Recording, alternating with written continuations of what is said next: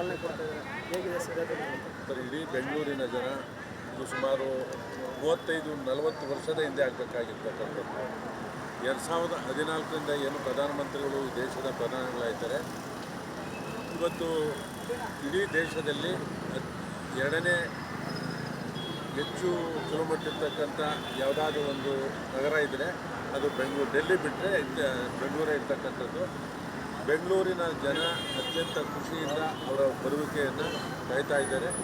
ನಮ್ಮ ಭಾರತೀಯ ಜನತಾ ಪಕ್ಷದ ಶಾಸಕನಾಗಿ ಬೆಂಗಳೂರು ನಗರದ ಜನತೆ ಪರವಾಗಿ ಅವ್ರನ್ನ ಸ್ವಾಗತವನ್ನು ಕೊಡ್ತಾರೆ.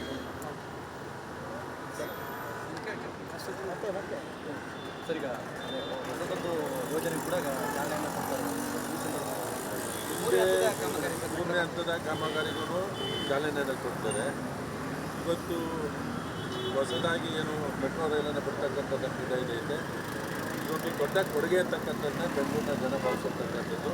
ಇವತ್ತಿನ ಟ್ರಾಫಿಕ್ಕಿನ ವ್ಯವಸ್ಥೆಯಲ್ಲಿ ಇನ್ನೂ ನಮಗೆ ಹೆಚ್ಚಿನ ಕೆಲಸ ಆಗಬೇಕು ಅಂತಕ್ಕಂಥ ದೃಷ್ಟಿಯಲ್ಲಿ ಅದನ್ನು ಸಹ ಇವತ್ತು ಉದ್ಘಾಟನೆಯನ್ನು ಗುಡ್ಲಿ ಪೂಜೆಯನ್ನು ಮಾಡ್ತಾ ಇದ್ದಾರೆ. ಈ ಪಾಯಿಂಟಲ್ಲಿ ಮೋದಿಯವರೇ ನಾವು ಬರ್ತಕ್ಕಂಥ ದಾರಿನಲ್ಲಿ ವರ್ಷ 10-15 ನಿಮಿಷದಲ್ಲಿ ಕಾರ್ಯಕ್ರಮ ಮುಗಿಯುತ್ತೆ.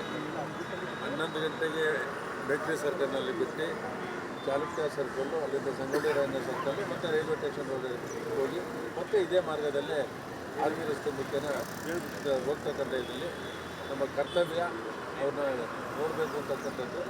ಬೆಂಗಳೂರಿನ ಜನ ಅವರು ಬರ್ತಾರೆ ಅಂತಂದರೆ ಮನೆಯಿಂದ ಟಿ ವಿಯಲ್ಲಿ ಆಫ್ ಮಾಡಿ ಬಂದು ಕಾಯ್ತಕ್ಕಂಥದ್ದನ್ನ ದೃಶ್ಯಗಳನ್ನು ನೋಡಬೇಕು.